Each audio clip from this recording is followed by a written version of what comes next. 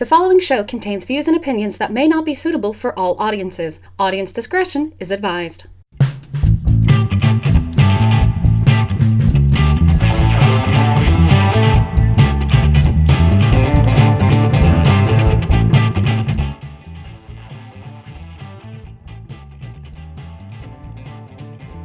Is the cat. Hello, everyone. Yes, we took off the previous week of recording because it was Father's Day, and it just so happens that Cat was just buried in work apparently. Yeah, it's been a One of those. I don't know if anybody has ever worked retail or anything, but if you've ever had a job that is in a physical location that has product, you probably have something called a physical inventory. Yeah. And so I work in a warehouse. I actually work in 2 warehouses. And last weekend I was working all weekend to get ready for our physical inventory. And our physical inventory took all week. Mm-hmm. So one warehouse did it Tuesday, one Wednesday, one Thursday, one Friday, because we have 4 warehouses, and I had to run 2 of them remotely and then had to be there physically for 2 of them. And then I worked all day yesterday to start putting together our results and stuff, and it's just absolute murder on my soul. I've worked 34 hours of overtime this pay period, so I'm not very much of a functioning human being right now. This should make for a very interesting show then. I'm so tired. It's just all I can keep saying is I'm so tired. Yeah, I oh god, there was the one time when I was in high school I was hired for a small, basically one of the stores in our local mall. Yes, even though we are a small town, we sort of have a mall. It was a lot more lively back in the 90s, but and it didn't even have an arcade. Go figure. But one of the clothing stores was like, hey, we need some extra people to help, and so I was brought in. Another friend of mine was brought in, and we all had to help count inventory there, and that was my first and only time, and everybody who has to count inventory for any kind of store, no matter how big or small, my heart is with you. Oh, God. It's the worst. It's like one of these things that we have to do, and we have to do it really well, mm-hmm. because this information goes to our bank, and then later in the year we get audited. Yeah. And I have to deal with the audits. Oh, so, no. Oh my God, it's so stressful, and I want everything. And I'm a huge perfectionist at work. Everything has to be perfect. Mm-hmm. So, everything is just so stressful. And I've worked, 13 days in a row now. Jeesh. So this is my first day off in, 2 weeks. God damn. And obviously, because I'm so stressed, I haven't really slept very well. I'm starting to get sick. So I'm just so tired. I'm trying to prevent getting sick because I really feel like I've got another case of bronchitis coming on. Oh, no. And I haven't had bronchitis all year after, a year and a half of getting bronchitis and pneumonia a bunch of times. And I'm I don't want to get sick. I don't want to get sick. Yeah. So I slept for 12 hours. Yeah. I wish I could sleep that long, but for whatever reason, my body can't. I don't sleep straight for 12 hours. I actually can't sleep for more than a couple hours without waking up. Oof. So it was really I was in bed for 12 hours and I slept for 8 maybe. Yeah. And then I just refused to get out of bed because I was trying to go back to sleep and finish this weird dream. I've been having more and more days like that, but not, well, I guess not directly work related, but just things in general related, because the world is on fire. The world is on fire. We have literal concentration camps. Call them what they are. A spade is a goddamn spade. A rose by any other name is still a rose. Blah blah blah blah blah. Which does kick into probably the heaviest thing we're going to talk about this particular episode. Yeah. I may have said it on the show. I know I've said it on social media. We have literal concentration camps, and of course you have people saying, well, they're not really death camps, you can't compare them to the Nazis. Yes, the fuck we can, because that's what the fuck they are. They are actual concentration camps. In this case, I know some asshole out there was like, well, libraries can be concentration camps because you go in there to concentrate on your studies. That's not what they mean, you disingenuous fuck. No. What what it means in this context to those who are either willfully or ill-willfully ignorant, I can't even speak apparently, is concentrating a particular group of people, in this case any brown person coming from Central or South America, into one spot so that our government can do things to them like human rights violations, like taking away bedding because kids have lice. Those are things that are happening. And I lead off with that mainly because A, I want to, end the show on a higher note than what we start, and B, because it's really fucking important.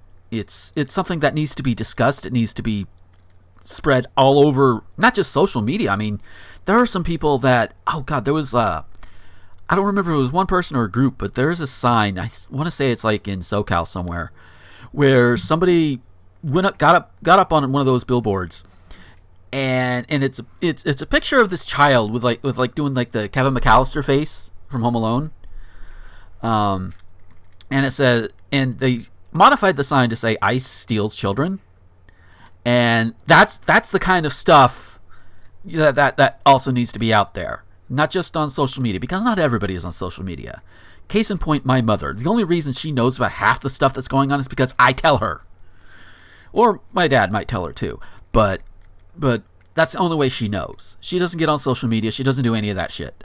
Yeah, I know. If you look through my Facebook page and you know what her name is, you could probably find her, but she doesn't use it. She's not even on there. But still, that's why you need to do more than just social media.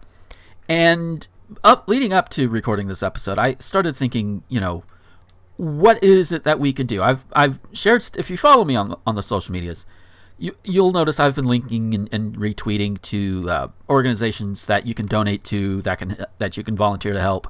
But not everybody is able to do that, whether it's because they don't have the physical fortitude to do it, maybe they don't have a way to travel to these places, maybe they just don't have money or money to spare without throwing themselves in a hole. So it got me to thinking, what else can we do? And for those of us who may not have the means for one reason or another, just spreading the word. Because spreading the word does help. It gets the information out there. And, and the more it's discussed, the more it's talked about, the more the conversation keeps happening, the less it can be actually tamped down by anybody who is either sympathetic to ICE or to the Trump administration or anybody like that. It's basically we swarm the national conversation with things like this. Yes, some people are going to get tired of it, and some people do get tired of just all the horror going on, and that's understandable. It really is. I do understand it. I get tired of it, and I'm in the thick of it. Not as in the thick as other people are, to be fair, but it is still enough. And so, the very least that most of us can do, who whether you can do anything more or not, keep spreading the word. Keep saying, hey, this shit is happening. This shit is not right. This is not okay. This is literally what Germany did under Adolf goddamn Hitler. All right? And I've also seen people say, well, ICE just doing their jobs. Guess what? So were the Nazis. So was the lowly Nazi soldier. Just doing their jobs. Doesn't make them any less evil in their actions. Just saying. Yeah, that took a turn here and there. Oh, Gomer, tell us what you really think. Well, I think all of ICE and the Nazi sympathizers. Well, we know what I think. Can't say too much more, otherwise you'll have the NSA coming at my door if they haven't already. I think it's pretty clear what I think in terms of that. Although I will make it explicit. They say, close down the camps, close them all down. I think you not just need to close them down and free all of the immigrants in there. Notice I don't say whether or not they're legal or otherwise. Close them all down, free them all, put them up somewhere, treat them like actual decent human beings that actually need our help, because that's why they're coming here. And not only just close those camps, burn them to the fucking ground. Erase them. Say, no. We don't even, no. So, because burn them down, salt the earth. That's how much I hate what's going on there. Goddamn. Yeah. Yeah. Do you have anything you want to add to that, Kat? Yeah, I think a lot of the discussion this past week has been arguments about whether or not we should call it a concentration camp, or, the discussion is inevitably reminiscent of I don't know how old a lot of our listeners are, but if you're not old enough, maybe you've seen the movie Hotel Rwanda. Maybe you've seen the movie, maybe you know what happened in Rwanda. So this is what I'm thinking of. What happened in Rwanda is the Hutus and the Tutsis, one of them went around massacring the other one, like literally in the streets, just murdering the other group with machetes. And the president at the time was Bill Clinton, and there was the whole United Nations, and they sat around talking about whether or not this was the definition of a Holocaust. Not a Holocaust, a genocide. They argued about what was the definition of a genocide, and were they obligated to intervene, because they were only obligated to intervene if it was considered a genocide. And it was basically a whole group of people stalling. Yeah. They didn't actually want to do anything about it because they didn't actually care about any of the people, because those people were not white. And there was no oil. There was nothing monetary to be gained by helping the group of people who were just getting literally massacred in the streets. There was nothing monetary to be gained. So the UN basically refused to act. And then I think it was like the French who eventually were just like, fuck it, you guys, we're going in. Yeah. The French stereotype did not come out at that point. No, they went in and brought what they needed to bring, and it was like the whole situation went down as a triumph of evil. That's literally the name of the documentary. I had to watch about it twice in college. But that's what it was. It was the triumph of evil by the inactivity of those with the power to stop it. And that's what I'm seeing here. Is what I think about every time. Is here's a bunch of people who are suffering, who are dying, who came here looking for a better opportunity, who don't have the means or the ability to sit around, twiddle their fucking thumbs while they wait for America to get its shit together to decide that, yeah, we should let people in. Like, our processes take a long time. People are dying right now. So that's why people are coming to America. They're not coming here to take your fucking jobs. They're coming here to not die. Yeah. You guys, these are very simple fucking concepts.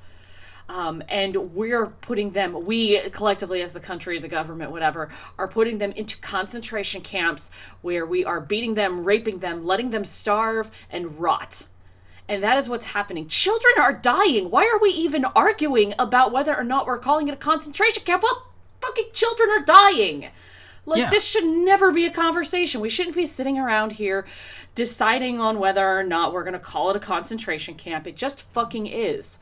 And while we're all arguing about semantics, children are dying.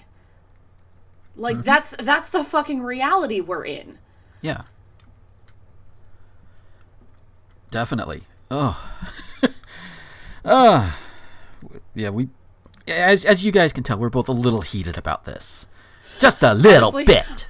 Honestly, I've been really stressed this week, and I've been trying to keep up with this stuff, and I'm just so enraged by it all. Yeah. This is my first day where I've actually had the chance to rant about it. Yeah. That's a lot of pent up anger I've got right now. Oh, I don't blame you. I really don't blame you. And you know what? In all honesty, what I would love to be able to do, and I know reality ensues in this case, but what I would love to be able to do is to get a whole group of people, big ass group of people, maybe the population, maybe a group of people the size of the population of Portland, Oregon, at least, big ass group of people, because I'm pretty sure we outnumber all those ICE fuckers in these concentration camps, and just go and just take them all out. Not kill them, just knock them out, tie them up, imprison them, whatever, and rescue those people, like big blockbuster movie type shit. I know reality ensues. That can't happen. Not without heavy casualties, and most people, and I admit I kind of include myself on that one, don't necessarily want to see a lot of casualties, which it just means, we actually value human life. But it would be a nice thought to be able to just storm in and rescue all those immigrants and actually help them instead of just feeling powerless, which I think that's part of my own frustration about all of this is all I really have at this point, and speaking only for myself, all I really have is my voice in this situation. All I really have is the power to keep spreading the information and spreading what's going on and trying to encourage people to do something, whether it's write your representatives or even the representatives directly. Just try and encourage them. And maybe that's all some of us have, but that's better than sitting around doing nothing, or worse, saying things like, oh, ICE is just doing their job. Or, as some people are actually on record saying, well, why should I feel sorry for the kids? Their parents came over here and blah, blah, blah, blah, blah, blah, blah. I am not kidding about that. It is on actual CNN fucking news. So, whatever you can do that will help free these people would be miles better than just not doing anything and not caring. That's not to say you should keep at it 24/7. Obviously, we all have our limits. But whenever you can, do something, even if all you can do is bring it up in discussions like this. Share everything on social media, because there are people outside of the news sphere, the mainstream media news sphere, who is doing the work, who is going in there and at the risk to their own safety, getting this information out to everybody. And I know some people are like, well, that's hyperbolizing. Not really. At this point, it's not really hyperbole. There are people out there that are risking themselves to get this out so people can do something. And, my platform, admittedly, not very big. Even on Twitter, I think I'm like at 800 something followers. It's not that big. But if I can influence enough people, even just 5 people, to be able to do more than I can, because I'll admit, if money was no object, all of these organizations that are going to help these people, they would get all of the money that they would need from me. But I live in reality. And the reality is I can't, which I hate to admit. And I know it sounds like I'm passing the buck, and I'm not trying to. But what I can do is I can encourage. I can spread the information, and other people like me can also do the same thing. Encourage, pass the information along, and even just look at it and say, here's a possible solution. Let's push for this solution. Sometimes all we have are our words. And that may have to be enough until we can do other things. I'm practically broke. I have no reliable means of traveling to certain places. And, I don't really have the physical fortitude to stand on my feet for 10 hours at a time. Or 8, or however long protesters tend to stand around. No, I say stand around. Stand for. I don't know. I don't know if I would have the physical fortitude for it. I would not mind trying it to see if I can, especially in a situation like this. But at the end of the day, if you can do something, even if it's just spreading the word around, do it. That's all. Just don't sit there and be like, oh, it's not my problem, or well, fuck those kids.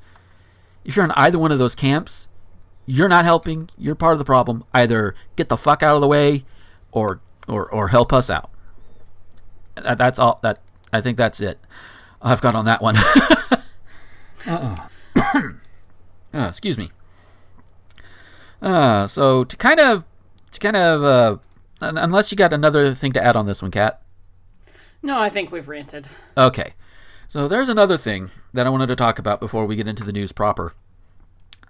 Was something I found this morning that is that's actually on Slate. And Slate's a news site that, I say news site, it's a site I've not used to gather news for a while. And that's mainly because they twist things a little too much in one way or the other. But this one was a little bit, this particular article was a little bit noteworthy because it's it's a column in Slate called Well Actually, which sounds very mansplaining to me, but it's written by a woman, Shannon Paulus, I think that's how you pronounce her last name, who tests health and wellness products to help readers figure out what they should try and whatever.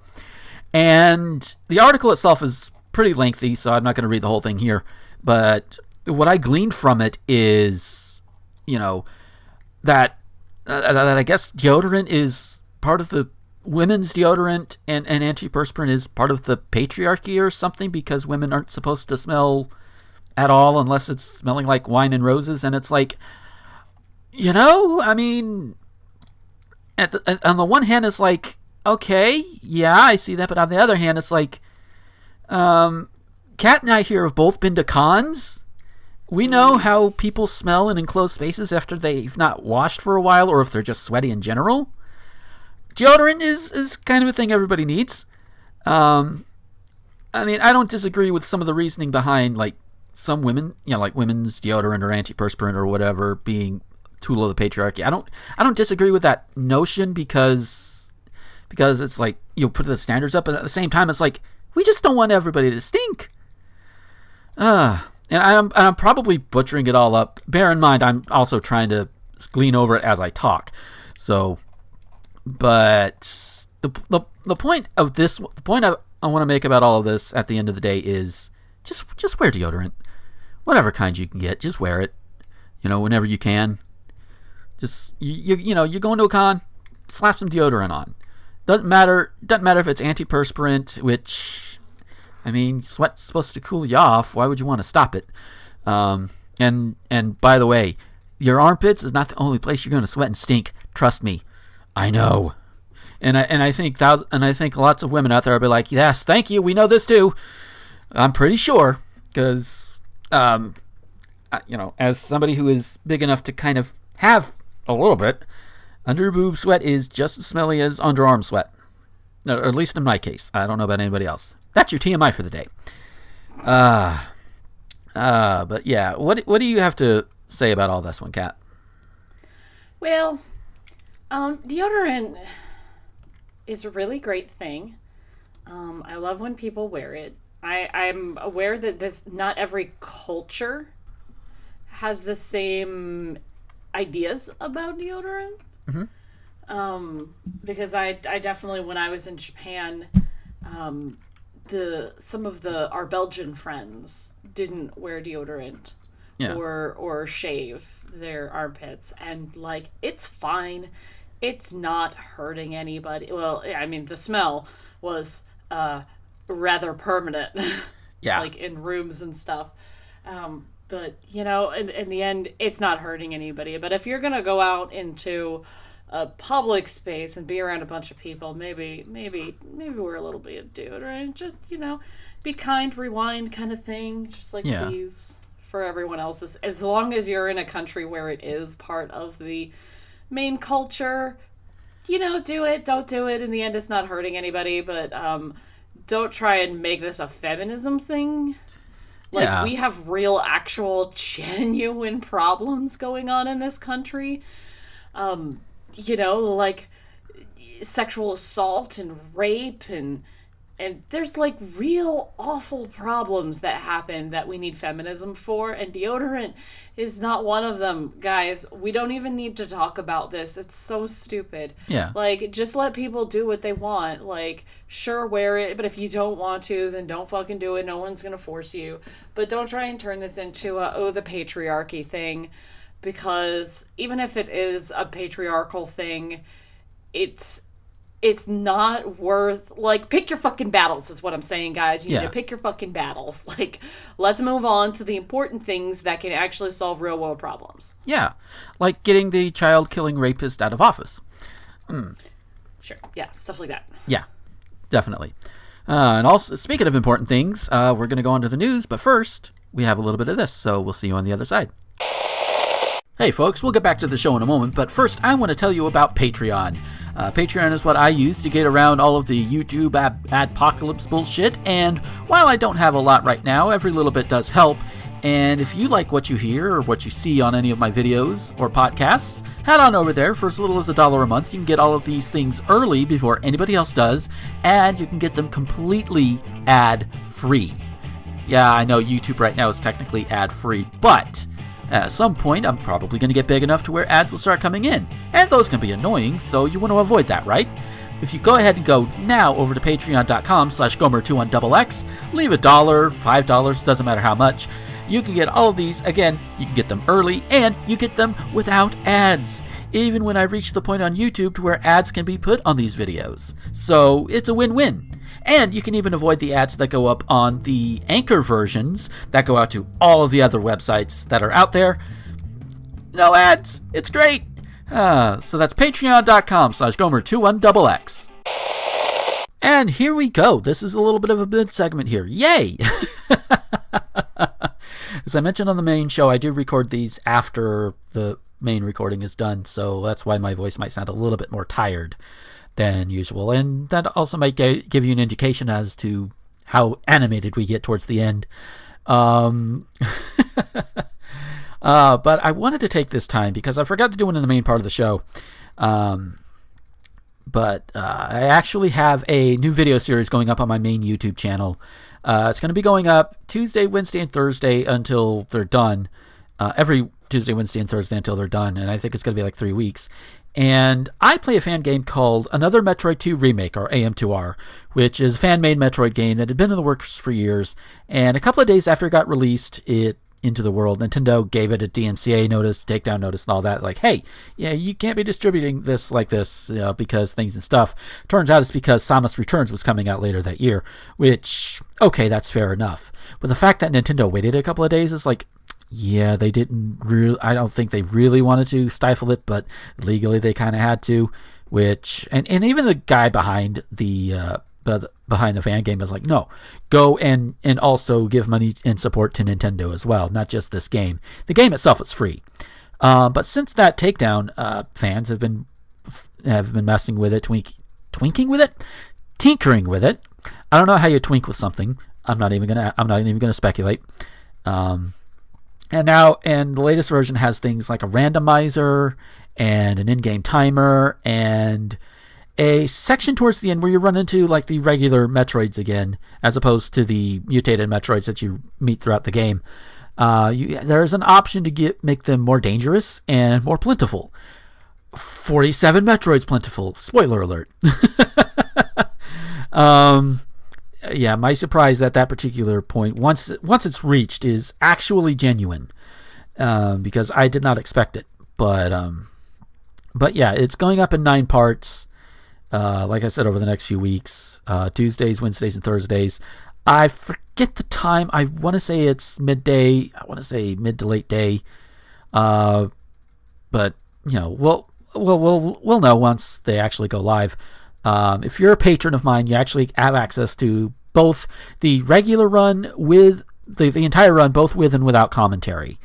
And, if you just like watching a speed run without commentary, well, you guys might have to wait a few weeks for the full version, because I don't want to put out spoilers to everybody just yet. So, but once the last episode goes up, probably a day or two after that, the full versions will go up. The big super chunks will go out. And if you're the kind that likes to watch runs with or without commentary in one fell swoop, you'll have that option. But patrons get that option first.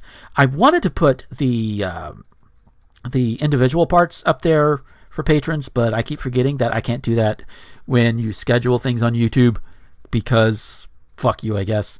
And speaking of YouTube, also fuck the fucking, what is it, WMG or whatever it is, that decided to lay claim to all 9 of those videos and put their ads on it, even though they're fucking private right now, because they have to make money, even though realistically I probably won't get that many views, but that's okay.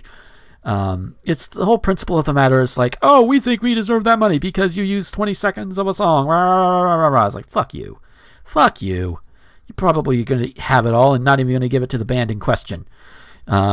which I'll spoil this one. I'll go ahead and spoil this one. My outro sequences go full JoJo, and I mean roundabout JoJo. So, yeah, it's a cliche at this point, but I enjoy it. It's fun, and I get to use things that I don't normally get to use. So, what can you do, right? But yeah, that's going to be coming out on my normal YouTube channel. That's going to be youtube.com/Gomer21XX, or just look up Gomer the Ranting Thespian on YouTube and you'll have it there. But yeah, that's all I wanted to go for this particular week. I'm going to edit this shit together, and hopefully you guys enjoy it. If you got through the first half, thank you. The second half is going to be considerably lighter than the first half. I can tell you that much right now. So, yeah. On with the show.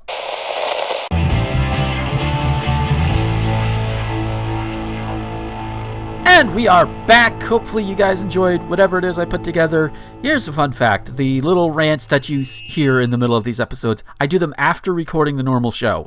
So, which is why if you've heard of it, I don't remember if I've mentioned it in those. But if my voice is a little bit more shot in some of those, it's because I record them after this, and I probably shouldn't do that. But, that's something I got to work on my own later. But speaking of working, our first news story, we're keeping it a little bit more political and a little bit more of how much that we just need to get the GOP out of fucking power because they are petulant children. They're petulant children putting children in concentration camps, but they're still petulant children. Such as this one out of Oregon. I'm sure most of y'all have heard of this. And as of this recording, this situation is still going on, as far as I am aware as of this recording. So, and we're recording this on the 23rd. So if by the time this goes live, it's different, just bear in mind, we cannot see the future. So, Democrats currently hold a supermajority in the Oregon State House and Senate, and Governor Kate Brown is also a Democrat, meaning Republicans are the minority party by the will of the voters. But the GOP wants to sabotage the majority and may enlist the help of right-wing militias to do it. Which small but sort of related tangent, over in Wisconsin, the Wisconsin Supreme Court actually voted to allow the GOP to actually cheat and get away with it by limiting the powers of the new Democratic governor. Just a side note there. Thus far, Democrats have easily passed several major pieces of legislation to benefit the people of Oregon, including higher minimum wage laws, rent control laws, juvenile justice reform, and have even increased business taxes to raise money for education. These are all good things, by the way. Now, Brown and the Democratic legislature are aiming to pass a climate change bill that will curb carbon emissions in the state. Like you do. And pouting Republicans, by the way, this comes from the UnitedStatesBlues.com, just so you guys know. So it's not written in the most professional voice. So, and pouting Republicans have decided they are going to stage a walkout and leave the Capitol to run out the clock on the session so Democrats can't pass bills they don't like. I feel no constitutional obligation to stand around so they can pass their left and progressive agenda for Multnomah County that my constituents don't happen to agree with, said State Senator Tim Knopp whined. That actually says that. I think that's true for every other Senate district that's out there that's represented by Republicans. Again, Democrats hold the majority by will of the voters. If Republicans don't like that, they should convince voters to elect them as the majority in the next election. Brown warned that she would order state troopers to keep Republicans from leaving and to arrest any that failed to do their duty. But one Republican has gone so far as to threaten to shoot troopers who impede him. Holy shit! The holy shit is not part of the article. I'm quotable, so here's the quote, State Senator Brian Boquist told reporters. This is what I told the police superintendent. Send bachelors and come heavily armed. I'm not going to be a political prisoner in the state of Oregon. It's a vote, you asshole. It's just that simple. I've been in political coup attempts. I've been held hostage overseas. I've been jailed politically overseas. Not going to be arrested as a political prisoner in Oregon, period. Then do your fucking job. Guess what? If Kat walked off her job and just said fuck it the rest of the day without even so much as a buy your leave, I'm pretty sure you would be fired. Right, Kat? Yeah. Yeah.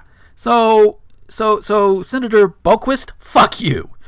And now, right-wing militias are offering their services to Republican lawmakers to shield them from police officers who are doing their jobs. Yeah, these same police officers that these same militias probably have shrines to. Just saying. Again, that's me, not the article.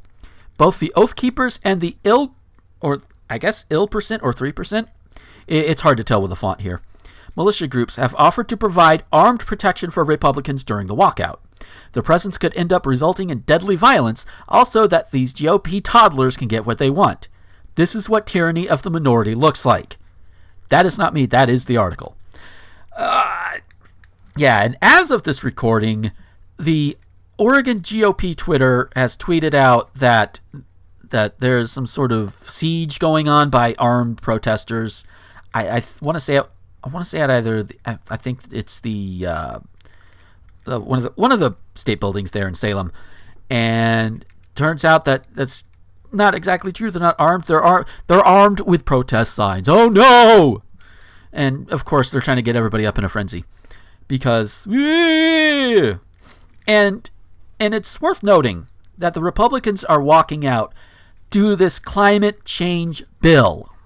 Gee, I wonder why. Maybe it's because they have the big oil money dick shoved up their metaphorical asses, and they don't want to miss out on all that money. Well, fuck you and your money. We gon' die if this shit doesn't change. Fuck your oil and fuck your money. You can't take it with you, you dipshits. And guess what? That high score, I've held high scores in video games. Those ain't gonna matter when I die. Same with your money. It ain't gonna matter when you die. Nobody in the afterlife, if there is one, is going to be like, oh, hey, you amassed $500 billion over the corpses of all of these other people. You know, that's not something that, if there is a God, I doubt he would celebrate that. I think he would yeet you right down into hell. You know, just you and inhuman shit. Yeet! There you go. And yeeting is also what we need to do to get them out of office. But, you know. Thank goodness for elections. So Kat, what do you have to say about this? Well, I think it is rather drastic for the Democrats to say, hey, if you try and leave in the middle of this, we're going to arrest you. That seems like that's a little excessive to me, because what would the charges even be? I don't think that sounds very lawful. It's also like very childish to say, well, like, I'm gonna have a militia come up and kill police officers. Yeah, that seems pretty like there's this whole concept of like supporting the police as long as it's convenient for you. Mm-hmm. That seems pretty prominent with the this particular crowd. Yeah. But yeah, I mean, this is just a stupid situation. This is people who never learned how to grow up, but on a scale that affects human life. Like, seriously. I feel like the further, and maybe this is just because it's all over the news all the time, because honestly, our government is a war that is being waged over Twitter, and it doesn't look good on anybody, really. Yeah. But some people are better at playing that game than others. But I just think everybody is just behaving so childishly, and I feel like that's an effect that Trump is having on people. Yeah. Because he is just such a child and has a temper tantrum over every single fucking thing that happens. And it's all over social media, and it's like directly tweeting about this sort of thing. So I feel like everybody is just being so petulant and childish, and putting it onto a scale where we can all see it. We see every single thing going on now, it seems like. So now we're kind of seeing how immature these lawmakers truly are. Anything that they don't like, that doesn't go exactly their way, then it's become like this huge media thing. And I feel like, one, it's taking away from the real problems that we have in this world. we're so busy focusing on, wow, look at this ridiculous behavior, and we're not focusing on, wow, we have a huge systemic problem with the way that our government is built, that lawmakers can just walk away from anything they don't want to fucking deal with in order to hold the country hostage over their idea, especially if their idea gives them money. Once again, as per usual, we're getting focused on the completely wrong things, and that's part of what the media's effect is. But it's just so disheartening as a voting citizen of the United States just to see how immature these lawmakers are. Because when we think of lawmakers, we think of people who have spent a lot of time studying, who have a lot of experience, but what we're being shown is the reality, which is a bunch of petulant fucking children who say whatever they want, are openly corrupt, who don't have the interests of the people sometimes, or if not a lot of the time. And we are shown where our potential human suffering is coming from. And and then there's so many people who just get hung up on the pettiness of it that we're just missing the point. Yeah. I think I kind of touched on it when I was going through the initial article, but I'm willing to bet the reason why these guys walked out, not only because they're petulant children, but because the whole they're protesting this climate change law. You know, pass a climate change bill that will curb carbon emissions. Carbon emissions. What are carbon emissions? Because some people may not know, and that's fine. I'm willing to educate on that one a little bit. Basically, gas, oil, coal, things that produce more carbon dioxide. Carbon dioxide keeps the heat in a little bit more, and that's what's cooking everything. There you go. So, that's why we have melting ice caps. Because we're putting too much CO2 out there, and not enough of it is being restored into oxygen. And it's not just trees, by the way. I believe, what is it, algae or plankton or whatever in the oceans also help with that. And we're fucking that up too. But, curbing carbon emissions is, on a massive scale, is something that needs to happen. No ifs, ands, or buts about it. Fuck your money. And these petulant children in the GOP that are doing this walkout, yes, it is a stupid thing to do because it's showing what children they are. But the topic that the hill they're dying on for this one, basically, is they don't care about what happens to the planet or other people that are not part of the 1%. They don't care. They want their money. And if this passes, then that means they don't get as much money as they would without that bill.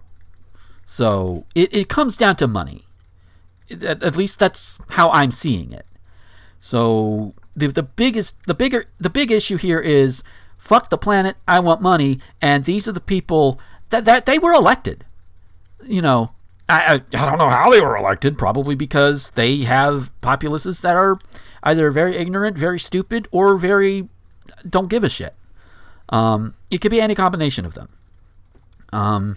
Just whatever, Or it could be people who, as I think it was Auburn on 2 Cents long damn time ago, they were talking about, I think at the time it was the re-election of W. He reasoned one person's reason could be like, I just like R's, and just go down R's because they like the letter R.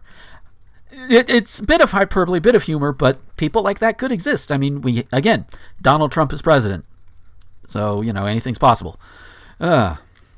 So, point is, fuck these guys. Should they be gone after and arrested? I don't know the legal precedent for it, or if it's even a legal thing to have happen to begin with. But I would think there's a little bit of a difference in standard because they are lawmakers and their job is that important. If Kat walked off the job, the worst that would happen is she would be fired. I don't think her boss is going to send the National Guard after her, or even the state militia or whatever. that's likely not going to happen, I would assume. So, but these guys, they have not only this responsibility, but they probably have secrets that maybe the rest of the population should not have. Probably, I'm guessing. Flying blind in this one. So yeah, making sure they come back at least, the very least, do their jobs because it's that important. And well, and what if the shoe was on the other foot? I do have to wonder, what if the shoe was on the other foot and it was Democrats walking out and leaving the state because of a Republican measure for whatever it is? Maybe the legalization of eating babies. I don't know. It could be. And the Democrats walk out. Who's to say that Republicans wouldn't have a more, more extreme response than this? Who's to say? We don't know. I could speculate on it all day long, but it's just, So is the sending of state officers and possibly National Guard or whatever to put these guys back to work might be a little overdoing it, but then again, I don't know. Again, I don't know the legalities behind it on that one. I really don't. I mean, sure, for us, we could say, well, that's a little extreme because it's just their job, but their job is also in the government. So a little bit more cautious, I would think. That's just me. And I could very well be wrong. And if I am, okay. So, we want to go to Florida. Oh God. Yeah, this one's out of America's Punchline. Yes, there we go. Out of Lakeland, Florida. I actually have friends who lived around there. A woman who went to a police station to turn in her husband's guns a day after he tried to run her over was arrested on an armed burglary charge, according to the Lakeland Police Department. Police said Courtney Irby went to the station Friday so officers can take possession of her husband's guns, which she had taken from his apartment. Well, he was arrested yesterday for trying to run me over with his car, and he is now in jail. So I went to his apartment, since he is in jail, and I searched his apartment for the guns I knew he had, and I took them, Courtney Irby said, according to the report. The officer asked Courtney Irby to confirm what had happened. So you're telling me you committed an armed burglary? The officer asked. I don't know why he sounds like he's from South Carolina, but okay. Yes, I am, but he wasn't going to turn them in, so I am doing it, Courtney Irby replied, according to the report. Which, okay, legalities aside at this point, good on her. Because if he's willing to almost run her over with a car because of whatever dispute they have, I think it'll get into it a little bit more in the article. But if he's willing to do that, what else is he willing to do? We don't necessarily want to take that risk. And I know she doesn't want to take that risk based on this alone. So whether or not it's legal, whether or not they the police station or even this ex of hers is in his rights to press charges or anything, which he does press charges, I should say. But still, you're getting guns and weapons out of the hands of somebody who could use them to harm her even further, or other people. Because, as we all know, a lot of these shootings, what is the one through line through most of them? Domestic abuse. So legality aside, she's doing the right thing. And even then, just because it's illegal doesn't mean it's immoral. Police said Courtney Irby told them she searched Joseph Irby's apartment because she knew he had guns but didn't know where he kept them. She said she got into the unit through the locked front door. Officers did not elaborate on how many guns were handed over or how Courtney Irby got through the locked front door. Which means a lot, and she broke in. That's my guess. Police said they spoke with Joseph Irby from his cell at the Polk County Jail, and he asked that charges be pressed against his estranged wife. The day before, the couple had attended a divorce hearing, and as they were leaving the courthouse, they became involved in an argument. Joseph Irby got into his vehicle and started following his wife, who was trying to drive away from the courthouse, according to the report. Records showed Joseph Irby screamed and yelled at his wife while he rammed the rear end of her vehicle and tried to run her off the road as she was on the phone with the police. Officers said Courtney Irby was hysterically crying when they interviewed her, and she was in fear for her life. She told them that she had several restraining orders against her husband in the past, the report said. Yeah, hi. How many red flags is that? At least 3. While Courtney Irby was with officers, Joseph Irby sent a photo indicating that he was at their child's day camp, according to the affidavit. Joseph Irby claimed the scratches and the transfer paint on his vehicle were old damages, the report said.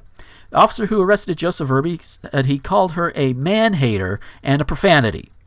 My guess, he called her a man-hating bitch. Yeah, Just saying. Sounds about right. Yeah. State Representative Anna Escamani said this case illustrates the need to better support domestic violence survivors. The case of Courtney Taylor Irby demonstrates once more the dangerous linkage between an intimate partner violence and access to firearms. Court records show that Irby applied for a temporary injunction against her husband, and the two were in the process of a divorce. She was actively protecting herself and her family from an estranged husband who had not turned over his firearms to law enforcement and was arrested for it. We should be outraged by her arrest, and Irby should not be prosecuted by the local state attorney's office, Escamani wrote in a news release. Others online have criticized the arrest. Fred Gutenberg, whose daughter Jamie was killed during the Parkland school shooting, tweeted that Courtney Irby deserves protection, not punishment. She attempted to turn in his guns to you, the police. You need to release this woman and protect her from him, he wrote. Courtney Irby was arrested on charges of grand theft, firearm, and armed burglary. Joseph Irby was arrested on a charge of domestic violence, aggravated battery with a deadly weapon. Both have since bonded out of the Polk County Jail. Which, based on the information here, I think Joseph needs to stay in jail. But that's just me. So, yeah. Abusive husband, they're getting a divorce, and she's doing the right thing. Gets arrested for it. I agree with the state. I agree with Miss Escamani here. Yeah, she should not have been arrested for it. Not in this situation. Talk about no good deed going unpunished. Yeah. If you've never had a restraining order, I've never had a restraining order, but from what I've heard from my friends who have had restraining orders and, ever watching the news, restraining orders don't really work.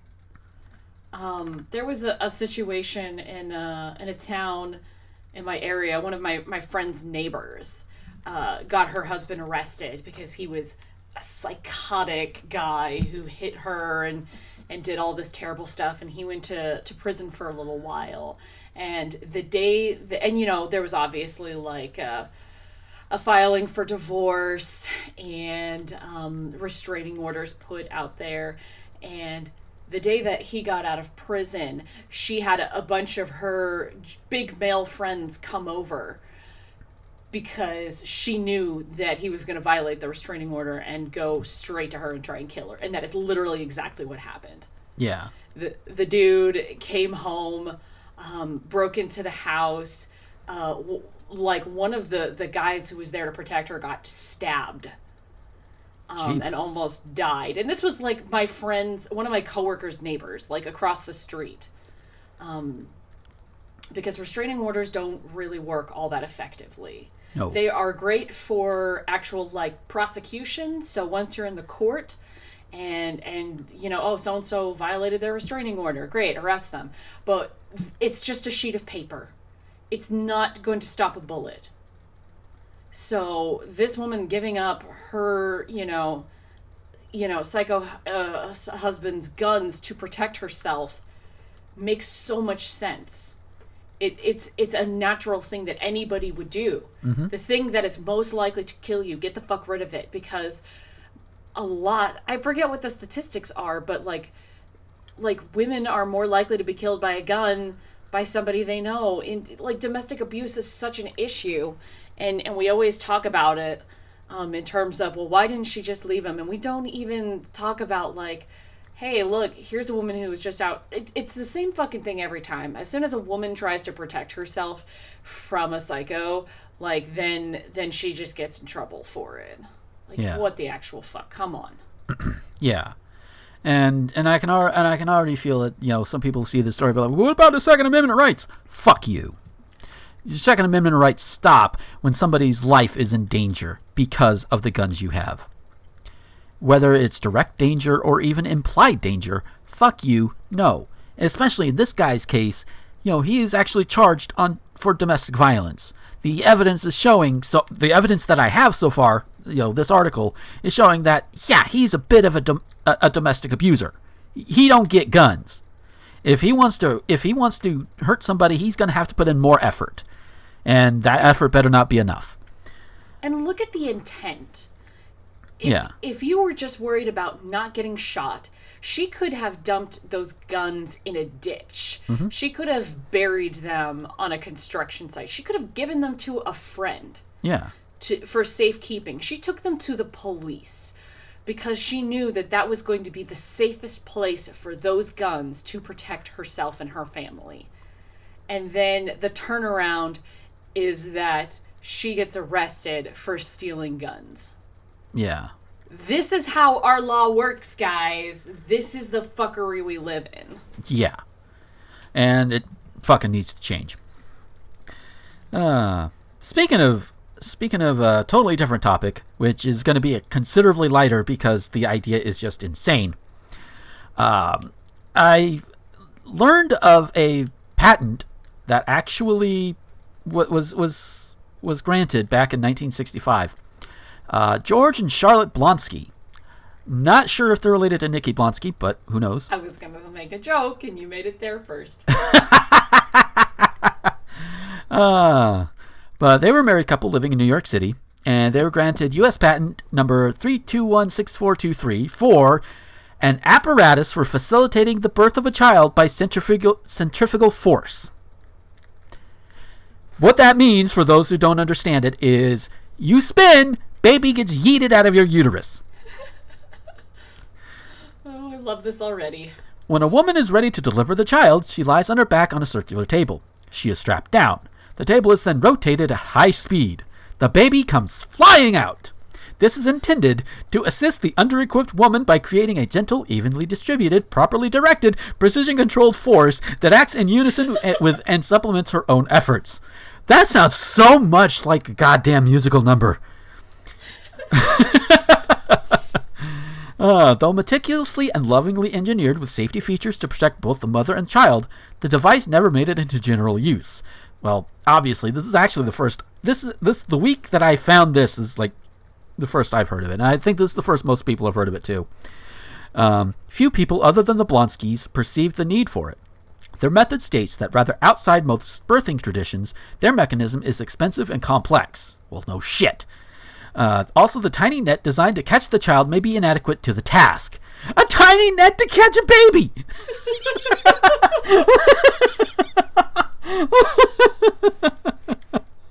Just, I mean, thank goodness the net is there, because without that, you would, assuming this works like intended, babies would just be flying into the wall. That's not good. That's not good at all.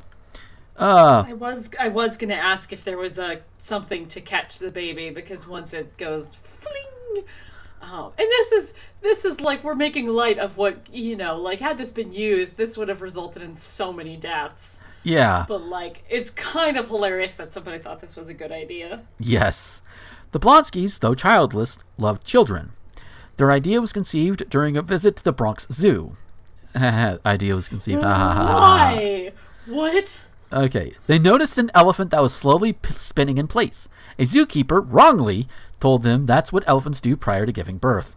The Blonskys were posthumously awarded an Ig. Ig. I know that's got to be some periodic table shit. I don't remember the element.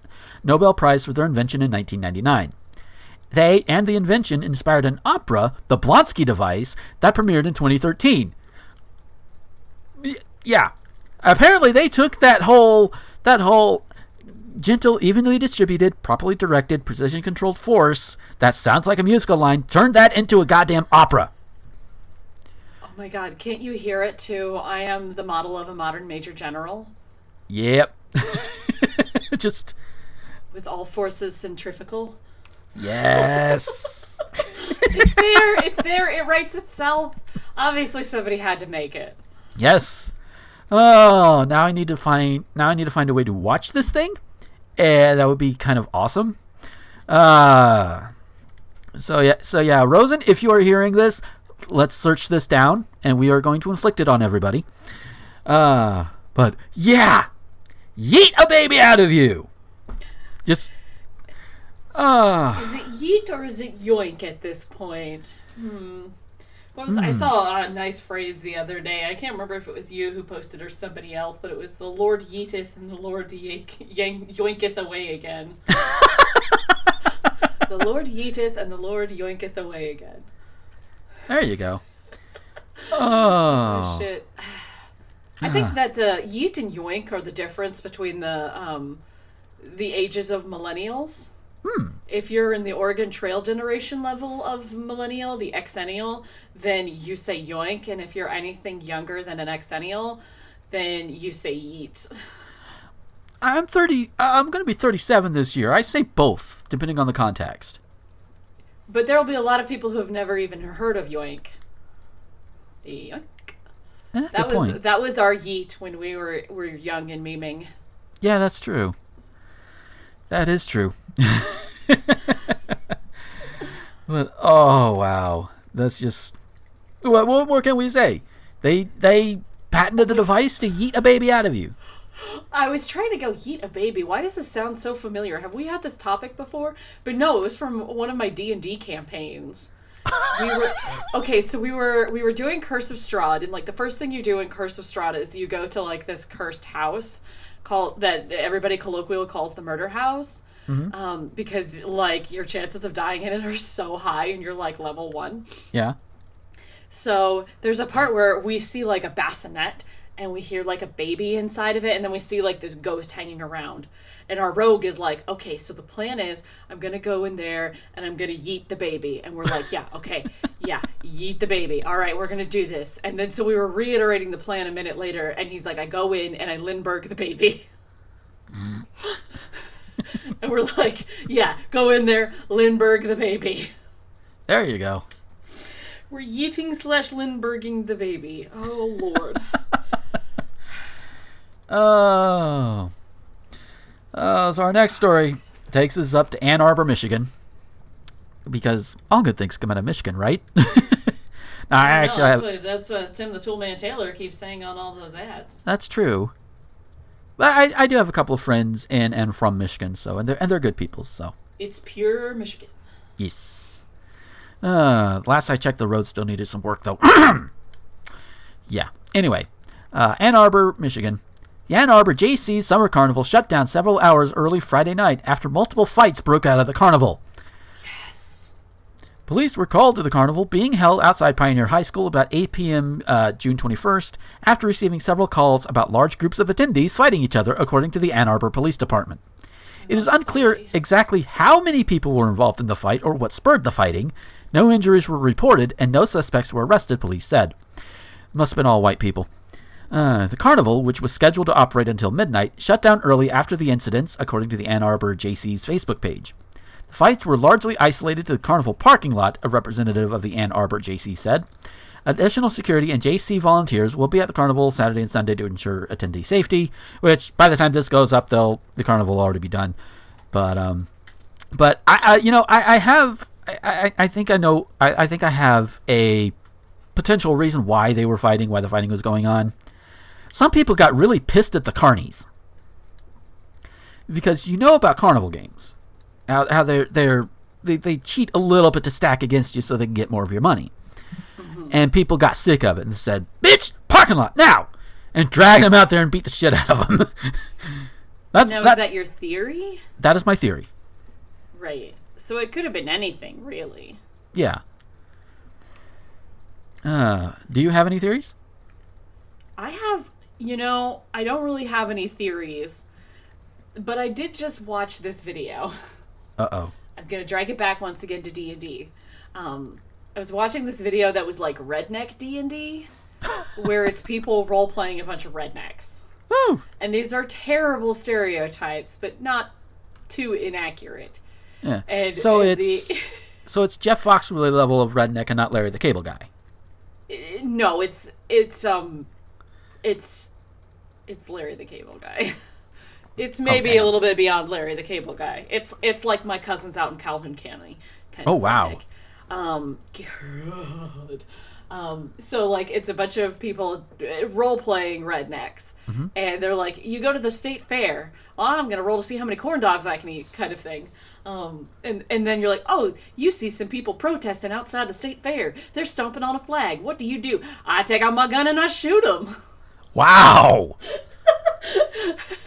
No, this is just an exaggeration for the sake of a comedic video. But that's when you said like a carnival and people fighting, that was the first thing I thought of was this video. Oh my God. And then all the role players are shooting these protesters, and then the cops show up and they're like, well, now the cops are here. What do? I seduce the cop. The cop is your uncle. And then the girl just rolls. 28. Okay, you successfully seduce your uncle. Good job. Wow. That was just the first thing I thought of. I gotta find the video, and hopefully we can link it, because it was so funny. I was dying. Oh my God, that is awesome. Oh my God. Because I just been thinking about this video for like 3 straight days as my tether to sanity. And, oh God. I seduced the cop. So I have no real theories on what happened in Ann Arbor, Michigan, but I know what I want to have happened. Oh God, that would be kind of magical. It'd be terrible but funny. Yes. Speaking of terrible but funny, for a given value of terrible, out of Miami. Miami-Dade court officials say a man charged with burglary defecated during his criminal trial, and he tried to throw his feces at the judge. DeLawrence Fildor, 33, was sitting in a wheelchair next to Miami-Dade Circuit Judge Lisa Walsh when officials say he tried to throw his excrement at her. It did not reach her. There were no jurors present during Friday's incident. Miami Herald reports Fildor yelled, "It's protein! It's good for you!" during the incident. What the fuck? Oh no, that's terrible but funny. Oh, That, by the way, is the title of our episode. That's terrible but funny. There you go. Witnesses say dozens of corrections officers responded and the trial was moved while the courtroom was sanitized. Miami-Dade Court Circuit spokeswoman Eunice Sigler says Fildor also defecated on himself in a holding cell Thursday. Jurors subsequently acquitted him of the burglary charge. The newspaper says he still faces another trial in a Grand Theft Auto case. It's unclear whether he'll face any charges involving the feces. Protein, good for you. Yeet! Just eat that protein. Let's get this bread. You know, when I think of bodily fluids, bodily solids, whatever, and protein, shit is not the first thing that comes to my mind. It's usually, well, yeah, I think you can gather what it would be, but I have a feeling if there is enough protein in your shit, you might have some issues. Just saying. You might want to check your diet, my man. Oh man, so legit, I'm going to share you a story about my work one day that I probably shouldn't, but it was so funny. I obviously, as I said earlier in the episode, I work in a warehouse, and I work in 2 warehouses.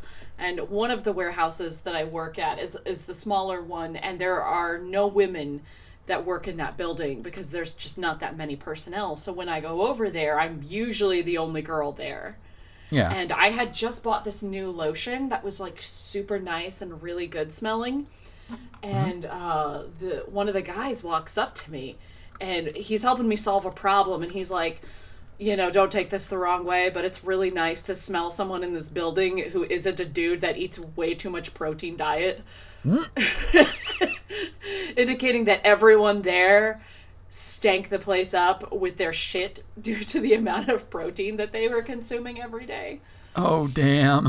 And I was like, oh, Lord. First off, don't tell me something I already know. But second off, damn. Yeah. Because it's like 10 guys over there. And, like, 10 guys, 3 bathrooms. 1 bathroom I cannot use because it's also, like, a changing room. Mm-hmm. So I can't go in there because there's not enough privacy because you can't lock a door. Yeah. But, like, there's only 2 out of the 3 bathrooms that I can actually use. Right. And, like, you just know one's the shitting room and one's not the shitting room.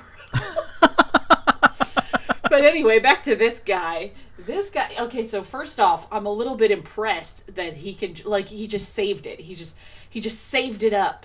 And that in the course of, like, 15 minutes or so of this thing, he just, like, shat himself, reached down, grabbed some shit to chuck. Like, I'm impressed by that level of self-confidence because Yeah? I wish I had self-confidence like that.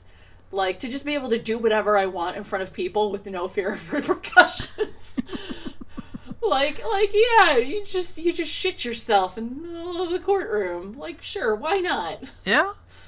That is a level of just self-confidence that we as mere mortals can merely aspire to. Yes, indeed. But also, like, please get that checked out. He may have a medical condition. Yeah, just a little bit. And this is one of those, I'm going to call it, if this appears on What the Fuck Is Wrong With You, take a shot. Because this is something that would end up there. I'm willing to bet. Oh, shit. Oh, shit, really? Oh, God. All right, so our last story, also out of Florida, but it's a good one. It's a sweet one. And this one was sent in by Scolopendra, who posted it in the Thespian Talk Discord server, which that link should be in the doobly-doo. And if it doesn't work, poke at me and I'll make sure you get a fresh one. Out of Jacksonville. A North Florida mailman spends his Sundays cleaning veterans' headstones at rundown cemeteries. On Memorial Day weekend, 60-year-old Clarence Hollowell was at the Old City Cemetery in Springfield near Jacksonville. Here he cleaned the headstones of Captain S.L. Tibbetts and First Lieutenant Joseph H. Huau. Once he finishes, he writes their names on a sheet of paper and does some detective work to learn about them. Hollowell tells the Florida Times-Union he comes from a military family and served in the U.S. Army. He says cleaning veterans' graves helps the community and gives them a project. It takes about 2 to 3 weeks to clean the headstones. Hollowell says he's cleaned some 600 graves using a plastic scraper, a soft bristled brush, and a special solution he orders online. Now that, there have been shows where, one or both of us would talk about, honoring the troops and the military and all of that. And this, while we can't make them all come home and stop all the war and thus, no longer risking their lives, this is something that can be tangibly done to honor those that have fallen, whether it's in combat or just died of natural causes. So, this is something to honor those that have passed. This guy is an example of something that can be done to actually honor veterans that have passed, and their families that they've left behind. So to Clarence Hollowell, holy shit, I salute you, man. Good on you. Yes, it's because it's a really good thing, really sweet. And I as a military brat, do appreciate that. Anything to add, Kat? I'm good. All right. So with that is going to be our show for this week. The most uplifting ending that I've had in a while. So thank you guys for watching. Well, watching because it is on YouTube as well, but also listening. Speaking of audio stuff that's on YouTube, I would be remiss if I didn't mention A Voice in the Dark, which is a big old massive multiplayer crossover audio event that was put together by Lewis Lovehog, who everybody knows as Linkara. Pulls him and most everybody, I want to say most everybody, a lot of people who were on Channel Awesome over the years, and whether they were there from the beginning or there towards the end, and they all just got together and put together this audio drama. It's in 6 parts. The day we're recording this, the finale had went up, or actually the day before, late night, the night before this, the finale went up, and I've listened to all of them. They are really good. They put together a damn good project. Some of the twists I didn't expect coming. The ending, I'm going to say the final episode, I actually teared up a little bit. Probably because, it does hit a little bit close to home in certain cases, especially since some of those people involved are friends of ours. So, and we know what some of them have gone through over the years, and especially when everything with Channel Awesome imploded, we know the stuff that they go through. We know what some of them go through even now, outside of Channel Awesome, and and just some of the stuff that they do mention, some of the writing in there is and it actually reminds me a little bit of why, when Channel Awesome did those anniversary specials, regardless of the quality, I still felt a little something by them, and they do, and this kind of encapsulates and puts into words something that I had felt about them, in the past, and it's not because Doug Walker was any kind of film genius. Oh hell no, but just outside of the Walkers, everybody there is like they're they enjoy each other's companies. You can tell they are friends, at the very least. Some of them better friends than others. Some of them just meeting each other for the first time, or collaborating with each other for the first time. And it's this big thing, and it's really, really, at the end of the day, it's, despite what goes on in the story, what happens in the story, at the end of the day, it's really kind of sweet. But yeah. Have you watched any of that, Kat? Have you had time to? Nope. No, I haven't had time for anything. Oh, no.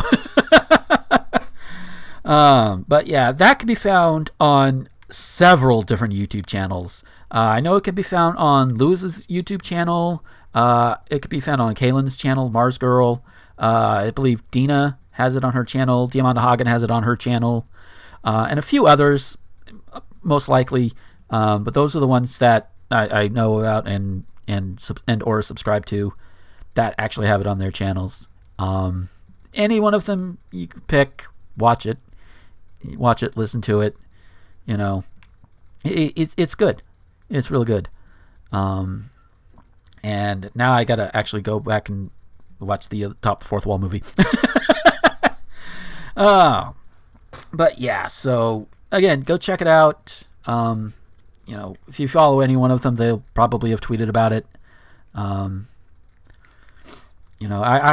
personally watch them all on Kaylin's channel, but you can watch them on any channel you want that has them up. So yeah. With that, we're gonna get out of here for this week. And Kat, if we wanted to find you on social media, where could we find you? You can find me on Twitter at labyrinthcat and facebook.com/nerdistcat, and you can check out my other podcasts. I do What the Fuck with Josh Hadley on 1201beyond.com and Nerd to the Third Power, and you can find us on YouTube and iTunes and all that good stuff. Sweet. Yeah, and speaking of What the Fuck, the newest episode went up, I think, the day before we were recording this, and I listened to it and I'm like, yeah, it's good to have y'all, good to have it going again. Yeah, my recording schedule is still really messed up, so like while we're recording this episode, I'm going, hey Josh, I can't record tonight. Oh no. I have some other stuff going on. Can we reschedule for another day? Because my life is still a disaster. Oh no. It's okay. It's okay. Yeah. But as for me, you can find me on the social medias, Twitter, Tumblr, YouTube, my main YouTube channel, Instagram, at Gomer21XX. This show, of course, has its own YouTube channel, which if you're watching it on the YouTube channel, or if you're watching it on my site, rtgomer.com, then, just click the thing and you're already there. And feel free to subscribe, because I've noticed something when it comes to the audio version that I put up through Anchor, goes to your favorite podcast apps or whatever. Just last night, I was talking with Rosen, who I mentioned him earlier, Rosen Thorne. He said, hey man, the show is not updating on iTunes or whatever. And I said, okay, that's weird. So I looked it up myself. It updated fine on my end. I guess it's something having to do with some people, I guess, not getting it, which it's also weird because the way I listen to podcasts on my computer, I have like stations set up back from when I was driving trucks. And one of the shows I listened to is The Best Debate in the Universe. And it didn't update on my stations or anywhere else on my podcasts, even though I'm subscribed to it. So it's a little bit weird. iTunes podcasts, Apple Podcasts, whatever it's called nowadays, it's getting a little weird. So best way to keep up with the show, and of course through Anchor, it's more than just Apple Podcasts. I think Spotify's among them. I think Stitcher's among them as well. You can try those if you want. Hopefully they get updated more regularly, or if not, just again, the site is rtgomer.com. Video version and links to I believe it's the Anchor version, go up there, or at the very least a link to the Anchor page, and you can find the episode easily there as well. So yeah, and I think I do have an Etsy store, Pixel Emporium Gifts, which should be linked in the doobly-doo if you want some pixels made. I've been doing more of the JoJo face head sprites in a like a Mega Man style, which I really enjoy doing those. I like working with a Mega Man style when it comes to sprites and being able to translate them and hopefully sell some of them off. It's great. They're $5 each, and I do put out more than those that are just in the Etsy store. So keep a lookout for them and all that good shit. I could really use it. And if you're in Portland, Oregon, they are making an appearance at least for the next couple of months up at Mel Paradise's little shop down at the Saturday Market in Portland. So if you're in the area and you happen to see one of my sprites, feel free to throw some money, and well, we get paid. So, but I think that is everything I need to shill for this particular moment. Of course, Patreon stuff was in the break segment, but I'll say it again: patreon.com/Gomer21XX. And of course, at a high enough level, I can actually make you some sprites for that particular level. I could do it monthly, bi-monthly. I forget how much I have it there, but monthly should not be a big deal at this particular point because there's so few. But yeah, so again, thank you guys for listening. I hope you guys enjoyed it. And until next time, this is Gomer the Ranting Thespian with the cat, signing off.